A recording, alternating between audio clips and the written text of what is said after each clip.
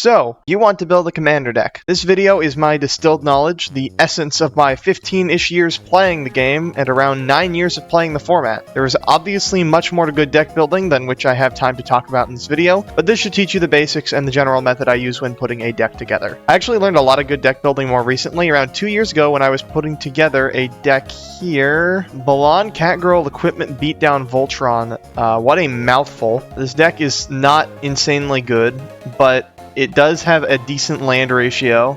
15's a little low. Overall, it could be better, but this was around the time when I started to see improvement. It was while I was building this deck that it occurred to me making a stack of 40 lands and 4 dozen synergy pieces with a few removal and ramp spell sprinkle and might not be the best way to build a commander deck. Thus, I started paying attention to deck ratios. Building a deck is all about ratios. You have your mana curve, that's ratios, and you have your card distribution, also ratios. The first thing you want to figure out is how many lands you're actually running. Not which lands yet, just the total number. I recommend between 35 and 38 lands, but most often 37. You might be asking why. Well, you generally want to draw 2 or 3 lands in your opening hand. Hence 2.57, so your deck is about 36, and you add 37 for good measure. This puts you at somewhere between 32 and 36 lands left in the library, which is around 1/3 of your draws, which just so happens to be around the land density you want to have for most games for a number of reasons.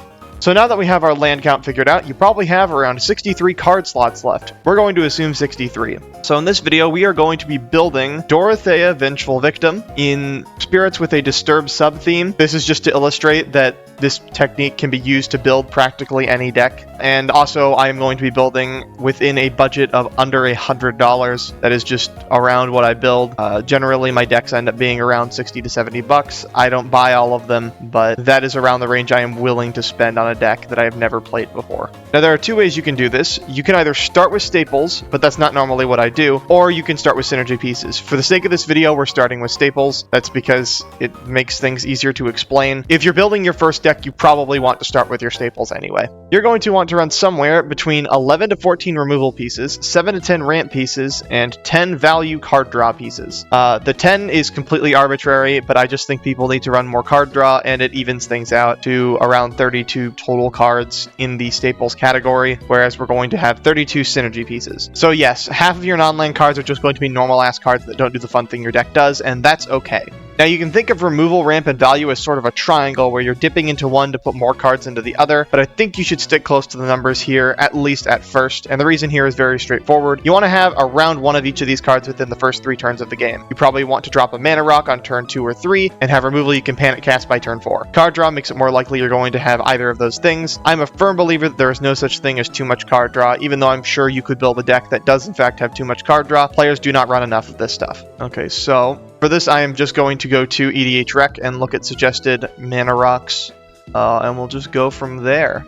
Dang, Felwar Stone went up in price. A quick tip is that you can search your mana rocks by using OTAG Mana Rock on Scryfall. I am not going to explain the entirety of Scryfall keywording. There's a much better video on that made by 33Elk that is going to explain things better than I'm ever going to. For now, just know you can use OTAG Mana Rock to find all the mana rocks and sort by EDH Rec rank. EDH Rec rank is going to rank the usage of cards in Commander, which is generally going to get you the better cards first. That's not always the case, but most often it is. Okay, so my suggestions for mana rocks are Arcane Signet, the Guild Signets for your colors, Felwar Stone, and then Commander Sphere. At this point, you're going to have 6 rocks at the highest. That's only 4 for a 2-color deck. Then you can also run the Talisman if you're willing to shell out a little bit more money. Generally, it's not that much. Or the Clue Stones or the Lockets. Also, if you're in 3 colors or more, you might consider Chromatic Lantern, and if you're in monocolor, you could run Caged Sun. If you're really scraping the bottom of the barrel, you could run the Key Runes or Star Compass. There are also the Obelisks, which are pretty good, and Manalith. This deck is running a few other random mana rocks here. I have Honored Heirloom as Graveyard Hate, as well as Patchwork Banner, because it is a Kindred deck, as well as Solar Transformer, which can give you a good amount of mana in the early game. However, after you tap it 3 times for mana, it's going to only be able to produce colorless unless you're running an energy deck. Next is removal, and this is super color dependent, but I have 2 pieces of advice. Go through your collection and find the removal spells you have in your colors that are under 4 mana, or go to Scryfall and search up the cheapest with OTAG removal and CMC under 4 on. The card looks good, it probably is. Blue should pretty much always run Negate, and half their removal spells should say counter target and spell on them. You can run 3 mana counter spells, that's not a bad idea. Urza's Rebuff and Cancel are good cards, contrary to popular belief. Just be sure no matter what your colors, you have some kind of option for every permanent type that isn't battles or planeswalkers planeswalkers, and that you have at least a few redundancies for each if possible. Okay, so here are the deck's removal pieces. A lot of these are enchantments because I'm running a deck that runs Disturb as a sub-theme, and as such it does have enchantment synergies, stuff like Banishing Light, Frogify, as well as Seal of Cleansing. Generally, you want to have all your removal under 4 cost. These are the removal cards I picked. Moving on. Value is also very color dependent, but if the card says draw cards on it and isn't ridiculously overcosted or conditional, it probably counts. Value pieces can be connected to your deck's ethos or not. Generally, I think they should work independently of your commander. This is why Phyrexian Arena is so good, because it literally just draws you a card and pings you for 1 every single turn. You can run Impulse Draw and instants or sorceries that draw you cards. Just know that your card advantage will not be particularly consistent, and you'll probably have to take some cards out of your synergy pile and dedicate them to value instead if you want to have a hand most games. So then, now that we have all of our staples in the deck, now we have synergy pieces. But before we get to the fun part, there's another ratio you probably want to be aware of. You want to have creatures that can block and attack, believe it or not. These are your win condition if you do not otherwise have one, and some decks need to win off of tempo here. You should have at least 15 creatures in your deck, but closer to 20 is probably ideal. Most decks actually use creatures, so you're probably fine, but not all of them do. Just keep this in mind when filling out synergy pieces.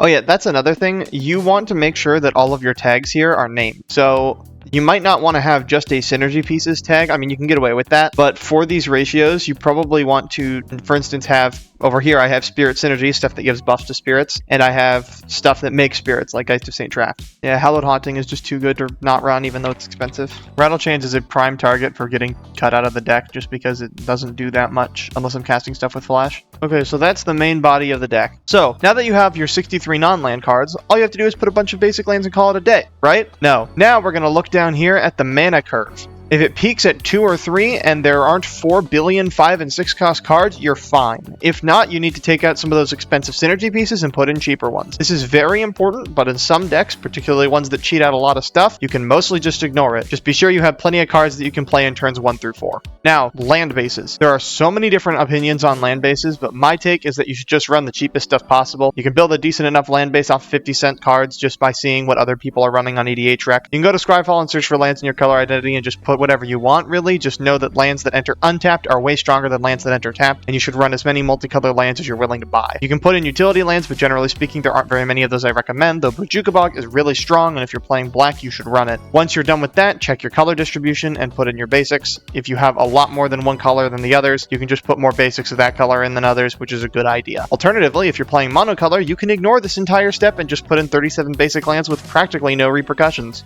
Oh yeah, one minor thing. Run Command Tower. It doesn't matter what you're doing, run Command Tower unless you're in monocolor. This is if you're running 2 colors, a dual land that doesn't have a basic land type, which is already crazy strong. And in 3 colors, it's a Triumph that enters untapped. 4 colors, it taps for 4. 5 colors, it's your mana complements. Like, this is a crazy card. So, now that you have your 100 card deck, you should buy it, right? No. Goldfish, goldfish, goldfish. Ignore all previous instructions and goldfish for 3 hours. Use whatever deck builder you're using's playtest tool and try to output 63 commander damage, 120 damage, or get your combo that wins you the game before turn 11 or 12. A deck that runs more creatures can afford to end the game later most of the time, while a combo deck wants to win as soon as possible, probably around turn 8 or 9 in a casual game. If you can do that consistently, your deck is probably fine. If not, you might need to put in a better win condition. There are lots of ways to win a game of Commander, so finding a card that you can play that puts your board into a game-winning state shouldn't be too terribly difficult. To do that, maybe make some tweaks to your deck ratios, and then goldfish even more. Eventually, your deck might function. So yeah, looks like the deck works mostly, I think. That's it, you have a deck built now.